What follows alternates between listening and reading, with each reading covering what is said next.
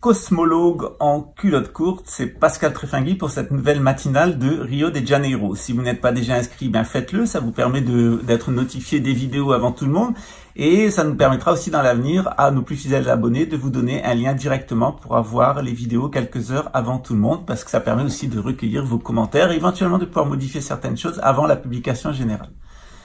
Si vous aimez, vous pouvez liker et si vous n'aimez pas, vous pouvez disliker, mais il y a plusieurs possibilités. Vous irez voir le père François Régis, qui vous apprendra l'amour des enfants. Oh, c'est Maurice qui va s'occuper de toi. Là, tu vas voir mon fils, qu'est-ce que tu vas ramasser? Parce que Maurice, c'est pas la grande plaisanterie, die. Ou alors, c'est Gonzague de Mortecorne qui viendra vous rendre visite avec Conchita Wurst et sa saucisse en plastique. Non, je rigole, évidemment. On est là dans les clichés, on est là dans les personnalités multiples. Bienvenue chez les sujets MK Ultra, non pas ceux qui vous gouvernent. En tout cas, ici, on s'amuse à en rire. Aujourd'hui, nous allons parler de la synarchie. La synarchie, qu'est-ce que c'est? Eh bien, c'est justement le temps d'en parler parce que vous savez, la synarchie, elle est très liée à ce qu'on appelle en astrologie la conjonction Saturne-Jupiter qui a lieu tous les 20 ans. Il y en avait une très importante en 1981 au mois de janvier, il y en avait une très importante en 2001 au mois de janvier et il y en a une très importante en 2021 au mois de janvier. Alors pour nous, synarques, c'est assez important, surtout lorsqu'il y a des petites choses intéressantes, que le soleil se lève en Verseau et que J'en dis pas plus pour pas trop partir dans les détails de l'astrologie, mais justement aujourd'hui on va parler de la synarchie. Alors qu'est-ce que c'est la synarchie? Eh bien la synarchie, c'est le gouvernement de tous, avec tous, selon les lois cosmiques et en particulier selon les lois de l'astrologie qui permettent à chacun de se connaître, de comprendre les grandes déterminations, de comprendre la providence divine telle qu'elle peut se manifester cycliquement dans le monde et aussi d'exercer notre volonté. Parce qu'en effet, si on ne connaît pas les lois de la terre, les lois de la matière, si on ne connaît pas les lois spirituelles, les lois cosmiques, les lois aussi par lesquelles Dieu se manifeste et communique avec l'humanité, eh bien en tant qu'homme, on ne peut pas exercer sa volonté, on tombe sous la volonté des autres. Et toute l'astuce des gens du gouvernement mondial, du nouvel ordre mondial, est eux de parfaitement connaître l'astrologie, de parfaitement connaître les lois de la matière et de profiter de votre ignorance et de vous enfermer dans l'ignorance pour pouvoir vous aspirer toutes vos richesses, vous réduire en nombre et vous transformer en esclaves, en zombies sous psychotronique, manipulés, harcelés et pris constamment dans le préjudice à cause de la bande de chiens qui travaillent dans les services de psychotronie. Donc, nous allons parler aujourd'hui de la synarchie et de l'anti-synarchie absolue et totale qui est le nouvel ordre mondial, qui est une anti-synarchie totalement dévouée à l'antéchrist et avec sa sphère de l'antéchrist, cette sphère qui écoute, cette sphère du renseignement, car en effet, dans une synarchie, il y a une sphère qui écoute Dieu, une sphère qui écoute aussi la nature, c'est la sphère qui est liée à l'empereur, au synarque, et qui est principalement constituée d'astrologues, et tandis que dans l'anti-synarchie, dans le nouvel ordre mondial, on a exactement l'inverse. On a un homme mauvais, méchant, qui n'écoute personne, ni la terre, ni le ciel, qui n'écoute que lui-même, en la personne de l'antéchrist, et autour de lui, une caste de sorciers, une caste de psychopathes, les pires des hommes, les services de renseignement, en particulier les gens des services de psychotronique, qui sont les déchets de cette ère cosmique, de cette ère du poisson. Je ne suis pas le seul à le dire, puisque la tradition islamique, comme la tradition chrétienne, comme la tradition juive, nous parle à la fin des temps d'un groupe de sorciers, un groupe de personnes mauvaises. Les chrétiens nous parlent de la synagogue de Satan, des gens qui se prétendent juifs mais qui ne le sont pas. Et dans l'islam, on nous parle des Aliwa al-Shaitan, c'est-à-dire les saints de Satan, en particulier ceux qui sont liés à Al-Jassasa, celle qui écoute, cette bête mauvaise, perfide, servie par des crétins, des gens pervers et mauvais, qui a son siège en Angleterre. Donc on va revenir aujourd'hui sur la synarchie, on va parler un petit peu de Stone Age et vous allez mieux comprendre ce qu'est le gouvernement mondial. En fait, le gouvernement mondial, c'est une entreprise qui vise à vous enfermer dans l'ignorance, à vous harceler, à vous écouter, à vous espionner et à vous transformer en zombies, exactement sur le modèle de 1984, le roman de George Orwell, et Le meilleur des mondes, le roman de Aldous Huxley. À tout de suite. Dans cette première partie de l'entretien, nous allons commencer par faire un certain nombre de récapitulatifs qui nous permettent de comprendre ce qu'est une synarchie et qu'est-ce qui distingue des nomades de sédentaires. En effet, comme je vous l'ai indiqué, nous avons 2 hémisphères sur cette planète et la Terre elle est bien ronde parce que l'explication la plus simple c'est la loi de Coriolis, c'est-à-dire dans l'hémisphère sud les masses d'eau et d'air tournent dans un sens et dans l'hémisphère nord elles tournent dans un autre sens. Donc si la Terre était plate, eh ben, il n'y aurait pas de loi de Coriolis, elle ne s'expliquerait pas. Et cette loi de Coriolis, elle s'explique par le fait que la Terre est ronde et par son mouvement de giration. Donc une nouvelle fois, je m'adresse aux platistes. La théorie de la Terre plate, elle a été conçue aux États-Unis par la CIA et financée par elle pour discréditer les gens qui sont dans la théorie de la conspiration. Donc d'ailleurs, en général, vous avez les gens qui sont de la théorie de la conspiration et qui se montrent stupides jusqu'au bout, jusqu'à croire que la Terre est plate. Et puis de l'autre côté, vous avez les théoriciens de la conjuration, comme moi, qui savent que la Terre est ronde et qui d'ailleurs peuvent le démontrer de tous les points de vue, notamment d'un point de vue traditionnel comme d'un point de vue scientifique. Alors les platistes, je suis désolé pour eux, mais une simple observation, vous faites la démonstration d'une chose, et j'y reviendrai à propos des crop circles, c'est que d'un point de vue scientifique, on peut absolument démontrer n'importe quoi, et y compris les erreurs. Et d'ailleurs, c'est le but de la science moderne. Le but de la science moderne intégralement est de faire croire que le mensonge est la vérité, car la science moderne n'est pas une gnose, elle est une imposture totale qui repose sur le cartésianisme, c'est-à-dire l'inversion de l'esprit et de l'âme, et également qui repose sur la méthode scientifique, qui est une méthode de falsification totale de la conscience en basant la démonstration sur l'expérience et non pas sur les réalités métaphysiques. En effet, et vous avez remarqué que j'ai quelquefois des querelles avec des musulmans qui me rappellent tout le temps la charia. Il y a d'un côté la charia, c'est-à-dire la loi divine, qui est le reflet de la loi cosmique, et de l'autre côté, il y a les hakika ou hakha, qui est les réalités métaphysiques. Et effectivement, ces réalités métaphysiques, elles commandent et elles ont la suprématie sur la loi, sur la Torah, sur la charia. Hein. C'est cette réalité métaphysique, l'amitié pour Dieu amène la révélation des réalités métaphysiques, tandis que les gens qui ne sont pas les amis de Dieu sont sous le coup de la loi, hein, notamment des lois cosmiques, et donc ils doivent s'organiser parce qu'ils n'ont pas de cœur. À partir du moment où on a du cœur, on n'a plus besoin de la Torah, on n'a pas plus besoin de la charia, hein, on a directement l'accès à Dieu, aux réalités métaphysiques. La preuve est que la première fois que Moïse descend du mont Horeb avec les tables de la loi, eh bien, tout simplement, il vient avec un premier texte et il trouve les Hébreux dans le veau d'or. Il brise les tables qui lui ont été révélées, il remontera, il redescendra avec les commandements. Ce qui veut dire que lorsque l'humanité est prête, que son cœur est assez ouvert, qu'elle n'est plus sous l'influence du passé, des mémoires et des superstitions, elle peut recevoir la présence divine et les commandements divins à chaque instant. Mais par contre, lorsque l'humanité s'est matérialisée, lorsqu'elle est matérialiste, lorsqu'elle est enfermée dans le veau d'or, eh bien, elle a besoin de lois sociales comme la charia et la chez les juifs et la Torah chez les juifs et la charia chez les musulmans. Alors chez les chrétiens, il y a une loi, hein, c'est la loi de Justinien, qui a été le droit romain, qui a servi de loi aux chrétiens, selon l'adage de Jésus, rend à César ce qui est à César et à Dieu ce qui est à Dieu, c'est-à-dire soit spirituellement chrétien, mais matériellement romain. Et on s'aperçoit d'ailleurs que le successeur de l'Empire romain, c'était l'Empire anglo-américain, israélo-anglo-américain, est en fait complètement gouverné par des chrétiens, les antéchrétiens, les sectateurs de l'antéchrist, mais qui sont une évolution du christianisme, hein, en particulier de la réforme et du talmudo-protestantisme. Voilà, alors on va reprendre pour la synarchie. Je vais vous expliquer maintenant ce qu'est une synarchie. Alors la synarchie, elle pose comme postulat que lorsque tout le monde aime tout le monde, on n'a pas besoin d'organisation sociale. C'est-à-dire que le postulat de base de la synarchie, c'est l'anarchie en fait.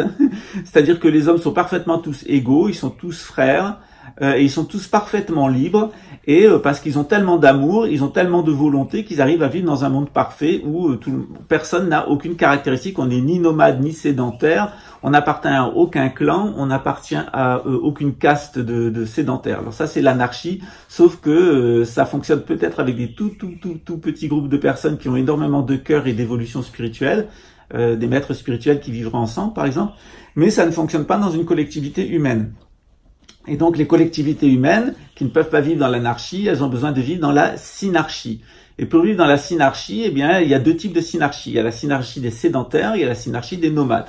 Alors la synarchie des nomades, c'est laquelle? C'est celle des Indiens d'Amérique du Nord, hein. C'est la deuxième phase de l'humanité, où après être sortis de leurs besoins fondamentaux, comme les hommes préhistoriques, les hommes sont devenus des nomades, influencés par le chamanisme, et ils ont découvert leur propre sacralité, la relation avec les esprits de la nature, et ils ont découvert qu'ils pouvaient se répartir en 12 clans de sédentaires. Alors, on a les 12 clans de sédentaires qui sont le reflet des 12 constellations du zodiaque, et nos nomades, ils sont influencés par le géomagnétisme, Donc le mouvement de la Terre au cours de l'année va les faire se migrer. Donc les nomades, c'est des gens qui migrent comme les oiseaux migrateurs parce qu'ils sont sensibles au géomagnétisme. Alors les synarques sédentaires, c'est l'opposé.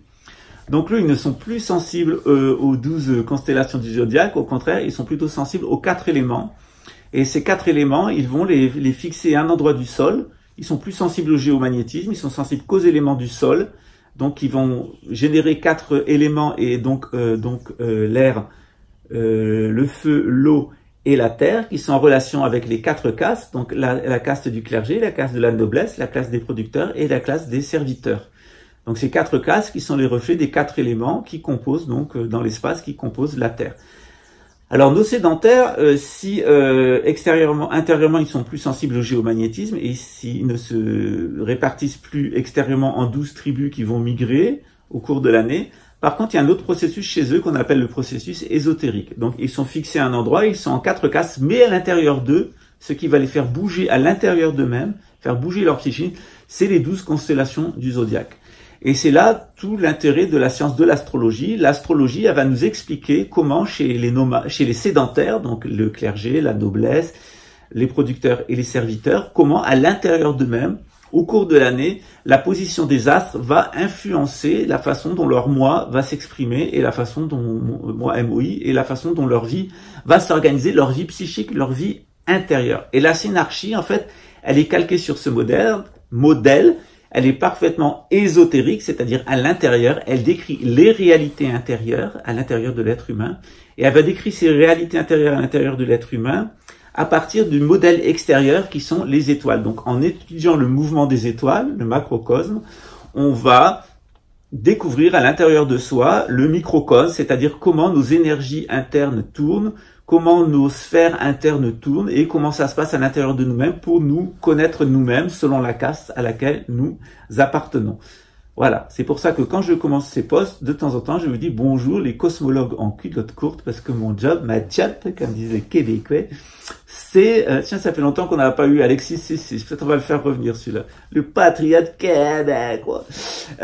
On va donc expliquer à partir de l'astrologie nos mouvements internes. On va apprendre à se connaître grâce à l'astrologie. Et toute la synarchie des sédentaires, elle repose sur l'astrologie qui est la science sacrée, non pas pour prédire les choses, mais pour expliquer que toutes les structures, toutes les lois de fonctionnement du cosmos que nous voyons à l'extérieur, ça nous affecte aussi à l'intérieur. Nous sommes bâtis de la même façon.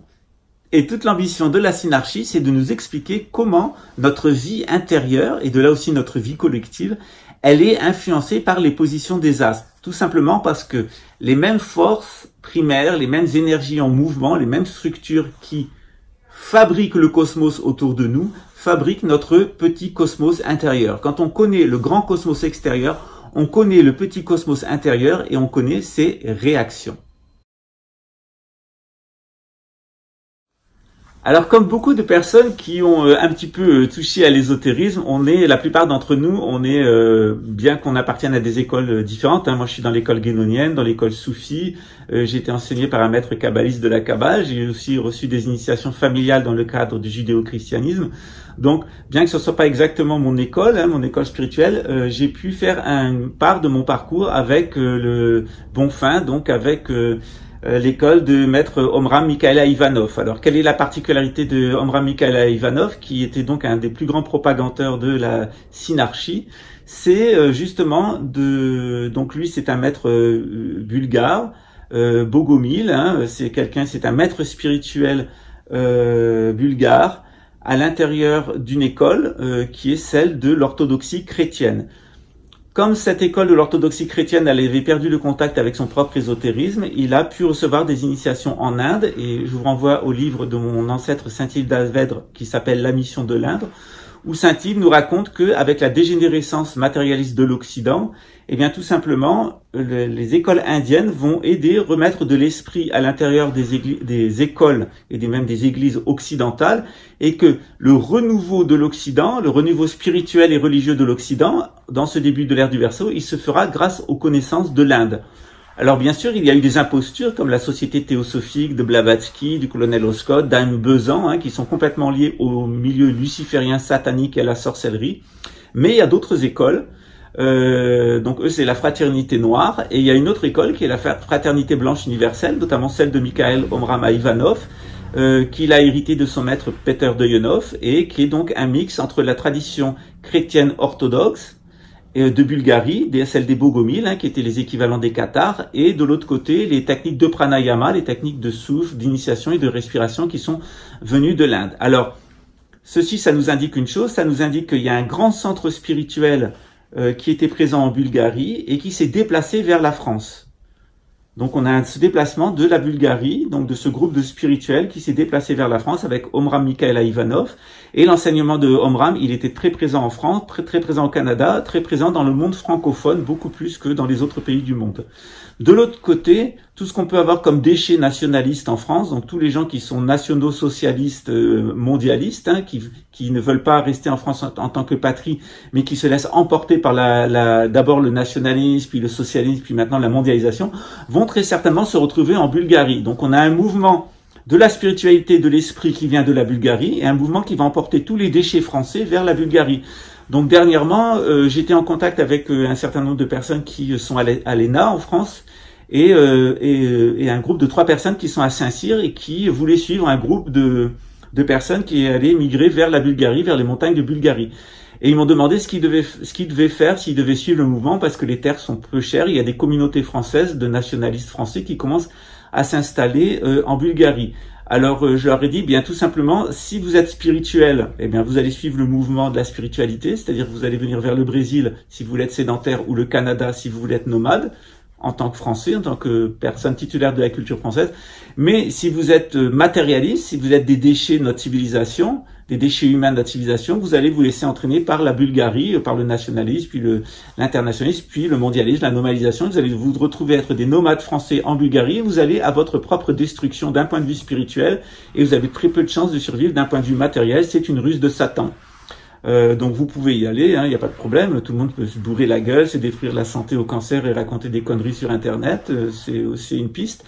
Après, d'autre part, on peut aller dans l'autre sens, vers le Canada ou le Brésil, ou l'Afrique francophone, et puis on peut justement suivre l'esprit divin, et être dans les lieux où on sera protégé, on aura une bonne santé, et on recevra l'enseignement de la synarchie. Donc c'est votre choix, soit de suivre un guignol en Bulgarie, soit de nous suivre nous, parce que si nous on s'amuse à faire des guignols, c'est qu'au contraire, derrière, on est sérieux. Alors qu'il y a des gens qui s'amusent à être sérieux, alors qu'en réalité, dedans, ce sont des guignols. Tout le monde aura compris de qui je parle, mais c'est assez amusant qu'il y ait cette confrontation, parce que ça correspond exactement à cette séparation en deux que va provoquer la synarchie. L'ère du Verseau va scinder l'humanité en deux. D'un côté, les spirituels qui vont survivre, c'est l'Église de Dieu. Et de l'autre côté, les matérialistes qui vont être détruits et emportés, c'est la synagogue de Satan. Et les deux sont en train complètement de se séparer. Donc, l'Église de Dieu, elle va de plus en plus vers l'ouest, tandis que la synagogue de Satan, elle va de plus en plus vers l'est. Voilà pourquoi le sionisme rentre dans la synagogue de Satan, parce qu'il va vers l'est.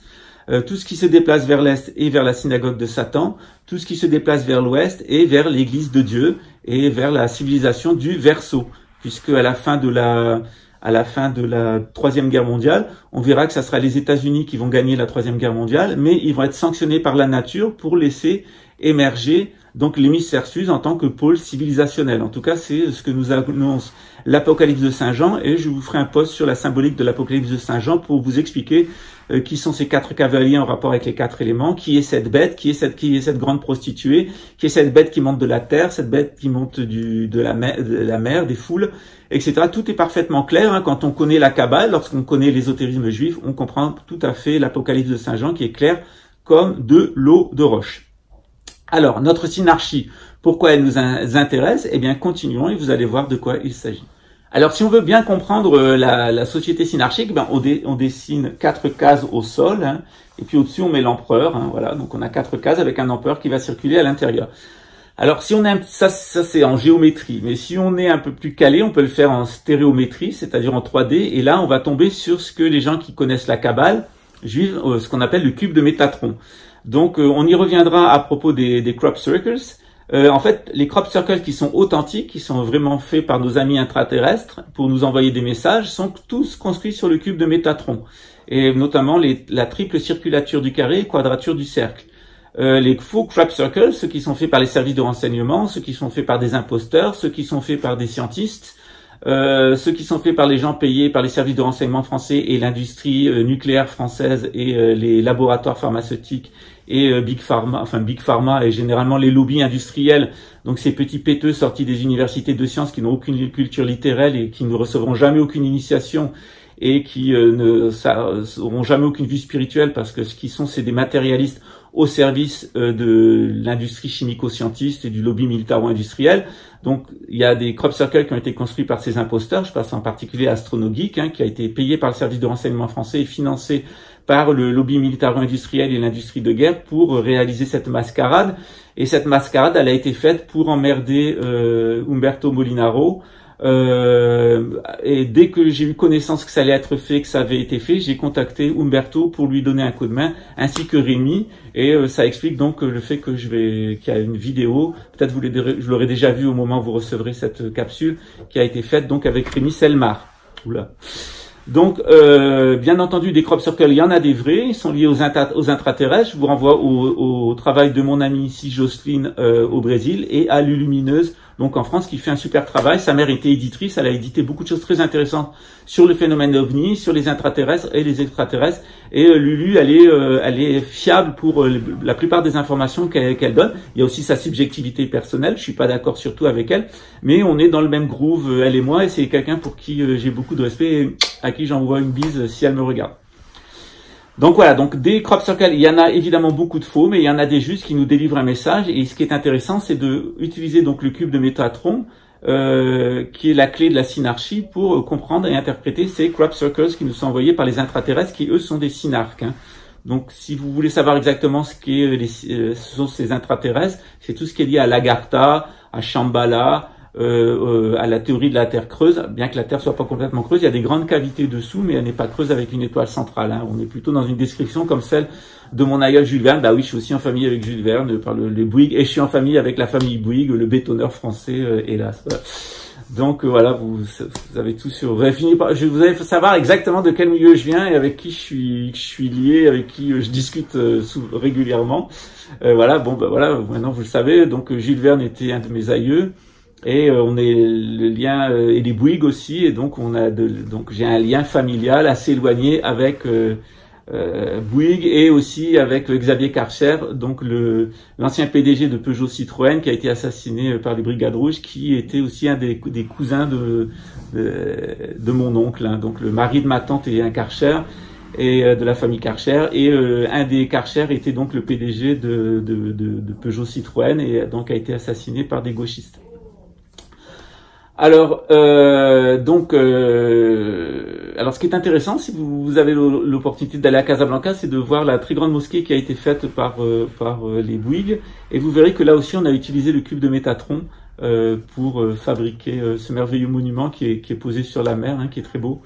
Donc voilà, donc le cube de Métatron, il est très important, il est la clé qui permet de comprendre la synarchie, et donc on a la géométrie donc les 4 cases qui sont sur le sol, donc les 4 cases, elles sont à l'intérieur d'un cercle, on pose un carré qu'on divise en 4, c'est la structure de la ville de la synarchie. En stéréométrie, c'est-à-dire en 3D, pour comprendre le fonctionnement psychologique, il faut rentrer dans d'une société synarque, il faut rentrer dans la tradition égyptienne, en particulier comme elle nous a été transmise par la Kabbale juive, et comprendre le fonctionnement du cube de Métatron. Une fois qu'on est passé au cube de Métatron, on peut s'intéresser au travail sur la musique de mon ancêtre Saint-Yves d'Alvèdre. Donc toute la musicologie, c'est comment avec des paroles, comment avec des sons, comment avec des vibrations, on se détache de la matière, on passe par la vibration, on se met en contact avec les réalités spirituelles. Alors, ce processus de formation qui va du matérialisme par la vibration jusqu'aux réalités métaphysiques, aux idées, il est décrit par Platon dans le mythe de la caverne et dans son livre La République, où c'est vraiment la clé. Si vous voulez comprendre ce qu'est une synarchie, comment elle fonctionne à l'intérieur, comment on éduque les enfants, etc., il faut comprendre la République de Platon. Il faut s'intéresser tout simplement à la Kabbale juive, qui est la science égyptienne transmise par les Juifs. Il faut s'intéresser à la stéréométrie, donc par la Kabbale. Il faut s'intéresser à la musicologie et à la géométrie, donc aux mathématiques et à la loi des nombres. Pour l'anti-synarchie, pour le nouvel ordre mondial, on va voir la même chose. Qu'est-ce que c'est le gouvernement mondial? Le gouvernement mondial, c'est une géométrie déstructurante, c'est-à-dire c'est l'architecture moderne, complètement déstructurée, qui ne respecte aucune loi cosmique. Donc c'est la maçonnerie complètement dégénérée, on n'arrive plus à construire, les murs ne sont plus droits mais inclinés, les formes ne sont plus respectées, l'harmonie des planètes n'est plus respectée, on construit n'importe quoi selon la fantaisie psychologique de l'architecte, et à l'intérieur on va mettre de l'art dégénéré, de l'art bourgeois, qui sont des tableaux qui représentent les états psychiques du peintre. Donc si vous voulez aller dans un endroit sataniste, vous allez dans un musée, comme Beaubourg par exemple, qui est une inversion totale, où l'architecture est complètement déstructurée, à l'intérieur il n'y a que du déguilis psychique en matière de littérature et en matière d'œuvres d'art picturales. Donc vous avez là une cathédrale, vous avez Notre-Dame de Paris qui est la cathédrale construite par les maçons avec les images divines, les images platoniciennes, les idées platoniciennes. Et de l'autre côté de la Seine, vous avez la cathédrale l'anticathédrale de Satan qui est Beaubourg, et à l'intérieur vous avez la littérature républicaine bourgeoise qui est une version merde de la Bible, et vous avez l'art bourgeois, les tableaux, etc., les sculptures, etc., qui est la merde bourgeoise qui parodie donc l'art que vous allez trouver à Notre-Dame. Donc vous avez deux grosses merdes, vous avez deux lieux très importants à Paris. Vous avez d'un côté Notre-Dame de Paris qui maintenant a été détruite. On y a enlevé la couronne des Christ, les vitraux ont volé en éclats, etc. C'était voulu.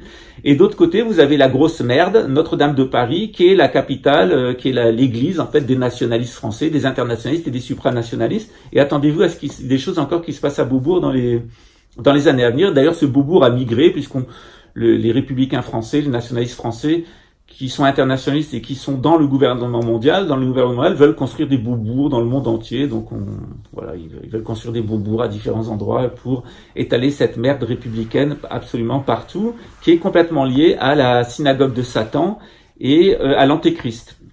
Alors pour les personnes qui connaissent un petit peu l'astrologie, qui sont intéressées au thème astral d'Emmanuel Macron, le jupitérien, en fait le saturnien jupitérien, il a tout un thème astral d'un anti-synarque. Donc vous regardez son thème astral, c'est quelqu'un qui appartient à la synagogue de Satan. Il est de la famille spirituelle de l'antéchrist. Il est une des personnes qui prépare la venue de l'antéchrist. Il va tenir jusqu'en janvier 2021 et vous allez voir comment il va passer le reste de l'année 2021 jusqu'à l'élection de 2022. Ça va être très chaud pour lui parce qu'on a une conjonction synarque, on a une conjonction Jupiter-Saturne en Verseau en janvier 2021, et vous allez voir ce qui va se passer. À la fin du Capricorne, ça va pas être piqué des verres. À mon avis, il en a pas fini avec les gilets jaunes, et une nouvelle variante, une nouvelle version des gilets jaunes qui elle sera beaucoup plus déterminée. C'est pour ça que je parlais des gilets bleus, qui sera beaucoup plus déterminée que les gilets jaunes auxquels il a eu affaire. D'ailleurs, je pense et on va avoir une inversion, c'est-à-dire que les gilets jaunes vont devenir des gilets bleus et que les forces de l'ordre qui étaient en bleu vont devenir jaunes. Ils vont en faire une jaunisse vu ce qui les attend en 2021 et jusqu'au départ d'Emmanuel Macron. Donc ça, c'est une prophétie complètement astrologique. Qui connaît l'astrologie sait de quoi je parle. Je ferai peut-être une vidéo, mais je veux pas trop rentrer dans les détails publiquement parce que ça fait intervenir beaucoup de notions d'astrologie. Ça fait amener ça fait rentrer dans le prophétisme abrahamique, la prophétie de France, etc. Donc je ferai une vidéo sur la prophétie de France pour vous expliquer qui était Philippe le Bel, qui était Robespierre, et comment ce petit cycle va terminer avec Emmanuel Macron. D'ailleurs, c'est pour ça qu'Emmanuel Macron dit « Après moi, il y aura rien ». Effectivement, après lui, il y aura rien. C'est garanti sur facture, puisqu'il est là pour terminer l'entreprise de destruction de ce pays, avec Attila et toute la clique qu'il y a derrière. Donc, l'anti-synarchie, elle fonctionne exactement à l'opposé de la synarchie. Je vous ai expliqué la pyramide, je vais la remettre. Donc, la pyramide des Illuminati, elle fonctionne comme une aspiration de la richesse et de l'autre côté du divertissement par la guerre, par les attentats terroristes et par la télévision et les médias. À la base, on trouve le communautarisme qui va détruire la France. C'est le communautarisme qui va détruire la France, c'est d'avoir détruit l'unité de la patrie française pour faire des communautés qui s'affrontent. C'est la lutte des classes de Karl Marx. C'est la nation française, la nation française contre les nations étrangères. Alors la synarchie, elle fonctionne de la façon suivante. Pour qu'il y ait un équilibre au sein de la société, c'est-à-dire que pour ces sédentaires qui se sont répartis en 4 castes puissent prospérer dans la justice sociale, dans le respect de chacun, dans une société communautaire qui est complètement intégrée. Il n'y a personne qui est mis de côté. Hein. On sait qu'il y a 7% de fous dans toutes les communautés. Ces 7% de psychopathes, c'est eux qui gèrent l'humanité. Hein. Ces 13 grandes familles et les gens qui sont au pouvoir dans nos sociétés, ils font partie de ces 7% de psychopathes, de débiles profonds, en sachant que les plus cinglés des cinglés, ils sont dans les services de renseignement, en particulier dans les services de psychotronie, et que le plus cinglé de notre humanité actuelle, sera l'Antéchrist, qui pour moi est Harry d'Angleterre. D'ailleurs, il faut pas être très clair pour voir que c'est un timbré. Il suffit de l'avoir un peu suivi, ce qui est mon cas depuis une vingtaine d'années, pour voir que ce type est cinglé, définitivement cinglé. Mais enfin, généralement, la famille royale d'Angleterre, ça vole pas très haut. Donc, ce qui est important dans la synarchie, c'est que pour que ces sédentaires qui sont ensemble ne vivent pas dans l'anarchie, et que tout le monde puisse avoir le temps de s'intégrer à la société, tout le monde puisse avoir le temps de s'intégrer spirituellement, c'est-à-dire on n'est pas maître du jour au lendemain, on est d'abord compagnon puis apprenti. Donc pour laisser le temps à tous les gens qui naissent, à tous les enfants, puis les adolescents et les jeunes adultes, de s'intégrer dans la société qui idéalement serait une anarchie, mais ça ne fonctionne pas justement parce qu'on a des enfants, parce qu'on a des adolescents, parce qu'on a des jeunes adultes, il faut une synarchie. Et comment faire fonctionner cette synarchie? Comment permettre à ce que des enfants arrivent à atteindre la maturité psychologique pour être des maîtres d'eux-mêmes? Eh bien, il faut tout simplement un nomade sacralisé au sommet de la société qui est l'empereur. Cet empereur, ce nomade sacralisé, au sommet de la société de sédentaires, il va servir d'interface pour avertir la société des mouvements du sol. Parce qu'en effet, les sédentaires sont totalement absents au mouvement du sol. Intérieurement, ils sont concentrés sur les étoiles, hein, et intérieurement, ils sont complètement, physiquement, ils sont complètement fermés au géomagnétisme. Chez les nomades, c'est le contraire. Ils sont complètement dominés par le géomagnétisme qui les force à se déplacer. Et extérieurement, ils sont complètement dominés par les positions des étoiles. Donc, on est toujours dans deux mondes inversés. Alors, justement, cette société synarchique, elle sert à ce que nos enfants, nos adolescents, etc., toute notre société puisse acquérir l'âge adulte pour devenir des maîtres d'eux-mêmes. C'est un maître de soi-même, c'est un évêque, c'est un chevalier, c'est un seigneur. Donc l'évêque, il est maître de la science ésotérique. Le seigneur, il est maître de son domaine et des forces extérieures. Le maître, par exemple, le maître maçon, il est maître de son art. Et le serviteur, il est maître de lui-même. Et donc, c'est une société qui vise à la maîtrise de soi et à la maîtrise de son art. Alors, comme on veut que tous les adultes arrivent à la maturité, ils ne restent pas psychologiquement des adolescents ou des enfants, on est obligé, parce qu'on ne peut pas donc vivre dans une anarchie totale, d'avoir cette synarchie. Et cette synarchie, ce mécanisme de régulation entre les castes et entre les générations, elle va être assurée par l'empereur. C'est-à-dire l'empereur, par sa fonction sacrée, je reviendrai une autre fois dans le détail, et seulement par sa présence et les rites qu'il va animer, notamment les initiations spirituelles qui ramènent toutes vers l'empereur. Toutes les initiations spirituelles qui sont faites dans une société synarchique sont faites en relation avec l'empereur. Donc je dis bien, toutes les initiations spirituelles de toutes les castes qui sont menées dans les sociétés synarchiques sont faites en relation avec l'empereur. Tout ça pour justement ramener de l'aspiration, du mouvement, hein, de la sensibilité géomagnétique à l'intérieur des personnes. La preuve en est que le christianisme, donc on avait la synarchie davidienne, cette synarchie de la civilisation de Judée qui avait été créée par le roi David puis continuée par le roi Salomon. C'était une synarchie à tendance timocratique, mais une synarchie. Eh bien, lorsqu'elle s'est écroulée, le noyau ésotérique de cette tradition, tous ceux qui étaient liés à l'empereur, et le descendant de l'empereur c'était Jésus, ils se sont nomadisés en suivant Jésus avec tout l'enseignement ésotérique. Donc tout ce qui est le christianisme c'est une manifestation sous la forme du nomadisme de tout cet ésotérisme juif. Le christianisme, c'est la continuation des écoles initiatiques et des écoles ésotériques juives qui étaient liées à l'empereur. Donc lorsque la civilisation a disparu, l'empereur, c'est-à-dire Jésus, est reparti dans la nature et avec lui l'ont suivi les chrétiens qui, par les sacrements qu'ils reçoivent, sont en fait des initiés. Hein. Les chrétiens sont des initiés juifs qui n'ont pas besoin de la loi, ils peuvent vivre dans n'importe quelle société, ils vont juste respecter la loi dans la société dans laquelle ils sont. S'ils sont chez des musulmans, ils vont respecter la loi musulmane. S'ils sont chez des hindous, ils vont respecter la loi hindoue. C'est ce que dit saint Paul, hein. Soyez soumis au pouvoir de ce monde, mais intérieurement, sachez que vous avez une autre dignité, vous êtes des chrétiens, c'est-à-dire que vous appartenez à la famille spirituelle de Jésus, qui est la famille spirituelle de ce nomade sacralisé qui était le berger David, le roi David. Donc voilà le principe. Le principe, c'est que les sacrements chrétiens, c'est une manifestation extérieure des initiations impériales, des initiations qui étaient données chez les Juifs à l'intérieur de l'aristocratie. Je développerai une autre fois sur ce sujet parce que je veux pas perdre tout le monde, je veux pas être trop complexe. Donc cette société synarchique, elle est très importante. On a des sédentaires, mais ils sont pas seulement des sédentaires. Il y a un moment de l'année où ils vont se nomadiser, et le moment où ils se nomadisent, où ils reprennent le contact avec le géomagnétisme, où ils reprennent le contact avec les mouvements de la nature et du sol, c'est le moment des initiations spirituelles et le moment des rites ésotériques, comme par exemple le banquet chez les Grecs. Lorsqu'on célébrait un banquet, on discutait philosophie, on se bourrait un peu la gueule, c'était pour être de nouveau sensible au géomagnétique. Et puis après, c'était fait. On avait eu une espèce de trip, et puis on pouvait retourner dans la société normale. Alors par exemple en Inde, dans une société de caste, ça se faisait avec le cannabis, la ganja. C'est-à-dire que dans les initiations spirituelles qui étaient liées à l'empereur, par exemple les initiations shivaïtes, une fois par semaine, on se réunissait entre amis, on mangeait bien ensemble, on chantait, on dansait, on discutait philosophie en fumant un pétard. Donc ça, c'est les fêtes de Shiva qui sont toujours valables en Inde. Il y a un moment de l'année où on les fait. On peut aussi les faire selon un cycle de 7 jours. Alors chez les Grecs, il n'y avait pas de ganja, il n'y avait pas de cannabis, il n'y avait pas de chanvre. C'était fait donc avec l'alcool. Alors ce pouvoir de l'alcool de nous amener à la connaissance, de nous lier avec l'empereur, donc avec le Christ, avec le roi des Juifs, avec Jésus.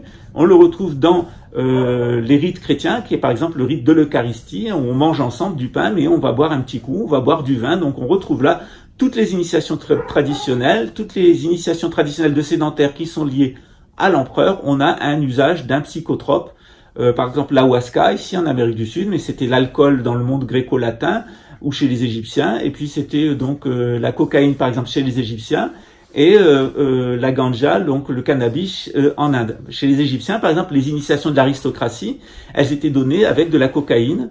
On a retrouvé dans les cadavres des gens de la haute aristocratie et dans donc aussi bien du clergé que de la noblesse, des chefs des esclaves et des chefs de métier, dans leurs momies, lorsqu'ils ont été momifiés et mis dans des sépultures, on a retrouvé des traces de cocaïne.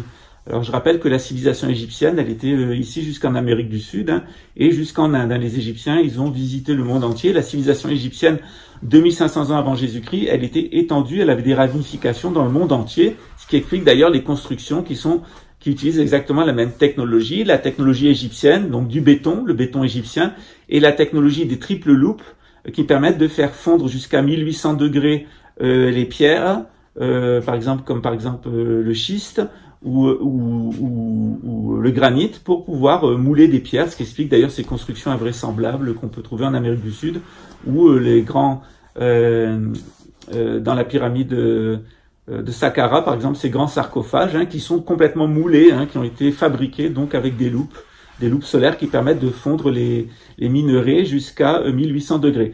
Alors je vous rassure, on a essayé dans notre loge, on a fondu des métaux, on a fondu du granit et on a obtenu une température de 1650 degrés. Alors on fera peut-être une vidéo si vous voulez, mais il y a plusieurs vidéos qui ont déjà été publiées par des jeunes sur Internet qui vont jusqu'à 1200, 1400 degrés avec une simple feuille de plastique de télévision. Donc c'est parfaitement possible de faire fondre de la pierre, de la mouler pour obtenir ces grandes constructions mégalithiques comme celle de Baalbek, comme celle de l'Égypte, comme celle d'Amérique du Sud. Il n'y a aucun mystère par rapport à cette technologie et je vous renvoie au travail de mon ami Farid qui dans Pyramide K 2019 où il vous explique donc cette technologie. Il a fait un certain nombre d'erreurs. On lui a reproché notamment ses liens avec la franc-maçonnerie, mais les gens qui ont fait ça, ils ont oublié que s'il y a une grande partie de la franc-maçonnerie qui est luciférienne et sataniste de nos jours, c'est certainement, ça remet pas en cause la franc-maçonnerie, ça remet juste en cause les francs-maçons. C'est-à-dire, oui, il y a des francs-maçons qui sont lucifériens, qui ne pensent qu'à l'argent. Oui, il y a des francs-maçons qui sont des satanistes, qui veulent liquider une grande partie de l'humanité pour installer le nouvel ordre mondial, mais ça ne veut pas dire que la franc-maçonnerie et la maçonnerie est luciférienne et sataniste. Ça veut dire qu'il y a cette institution, elle a dégénéré et elle est maintenant dans les mains de lucifériens et de satanistes. Mais en elle-même, la franc-maçonnerie, elle doit pas être détruite, au contraire, elle doit être appréciée dans ses valeurs, dans ses qualités, dans son contenu, dans son enseignement. C'est juste que les personnes qui sont dans les loges maçonniques, qui sont des petits bourgeois républicains, nationalistes, internationalistes et supranationalistes, sont du crottin de l'humanité et qu'en attendant de migrer en Bulgarie, eh bien, ils nous emmerdent encore en France. Mais un jour, on se débarrassera de cette racaille et on aura à nouveau une synarchie en France, ça ne fait aucun doute. Voilà. Donc voilà comment fonctionne la synarchie et on va voir maintenant comment fonctionne le nouvel ordre mondial.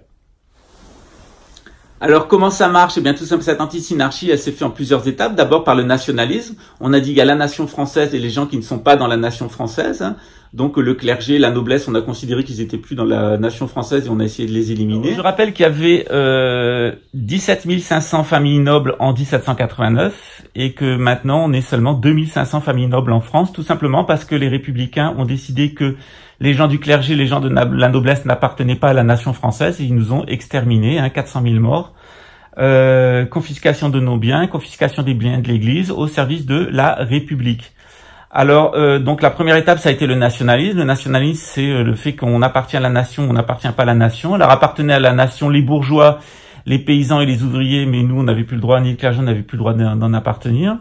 L'internationalisme a fait que ce qui restait de la nation a été divisé en classes. Donc, on a amené une lutte des classes, la lutte des bourgeois avec le capitalisme, contre les ouvriers et les paysans par le marxisme.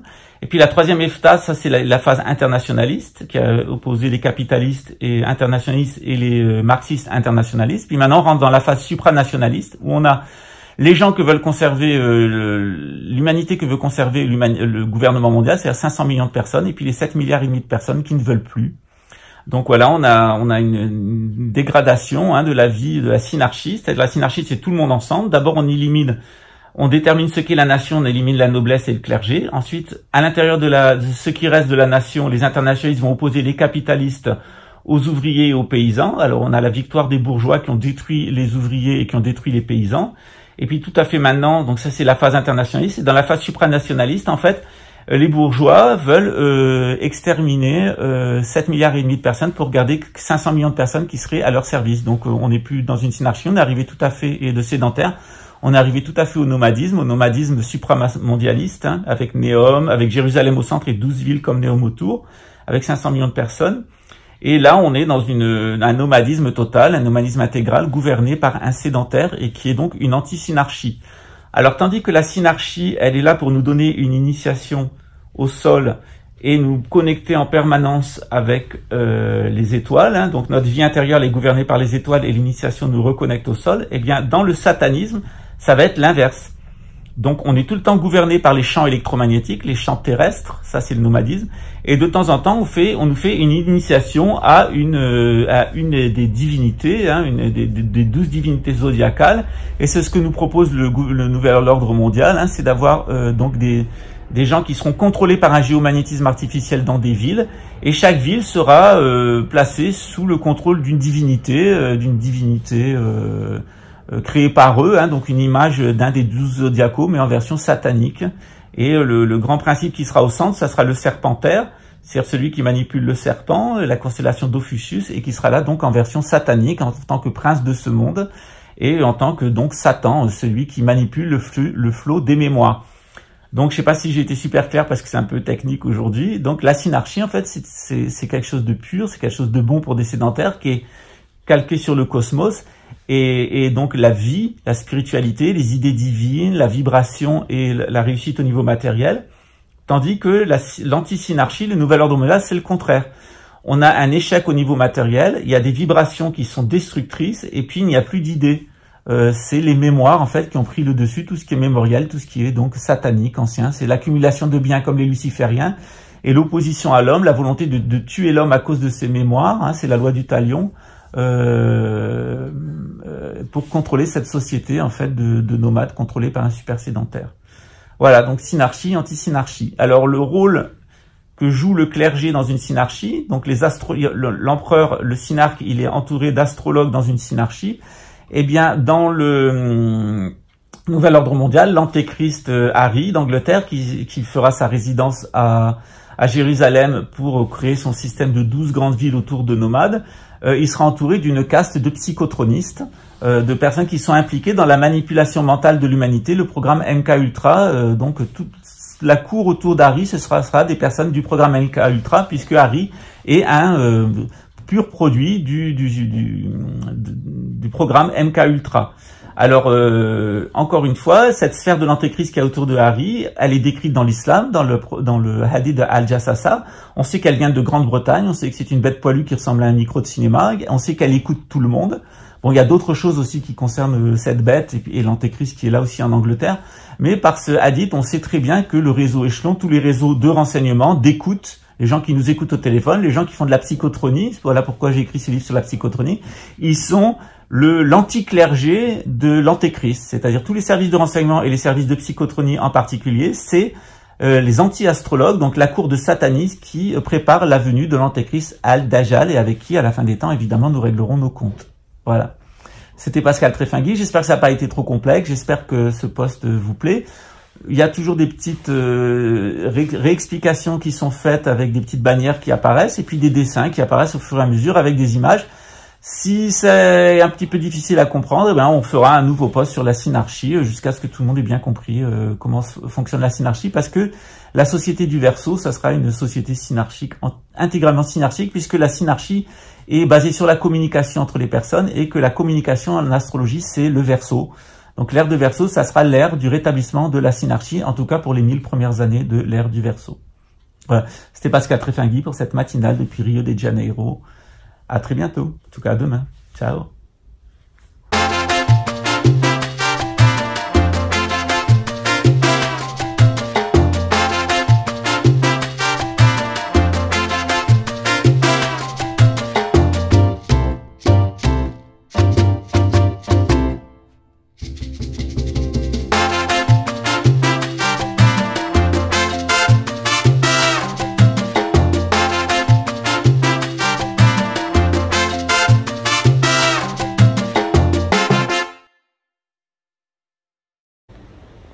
Ça m'aide à dormir.